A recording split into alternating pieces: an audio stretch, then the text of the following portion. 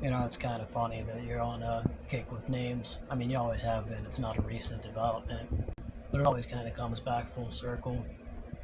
There's actually a sizable portion of people associated with the way of the Judeans who are frustrated at the name of a certain disciple because it's almost too perfect. Can you think of a disciple with a name similar to Judea who is not cast in a very admirable light? A traitor, perhaps?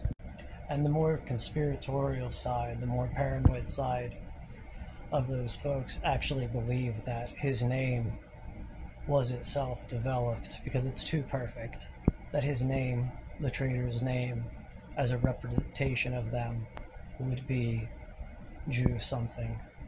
Sometimes the most obvious things are the easiest things to miss.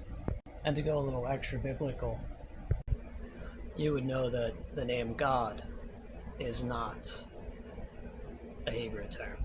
It is a Germanic term, it's a Gallic term, and according to one source that I found, I made a video early on in my career. I have 1,000 videos now, good luck trying to find it.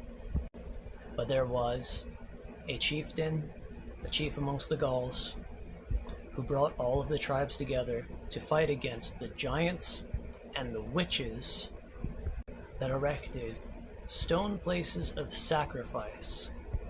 And he drove these spiritually dark people from his land to the east of Germany. And his name was Gout.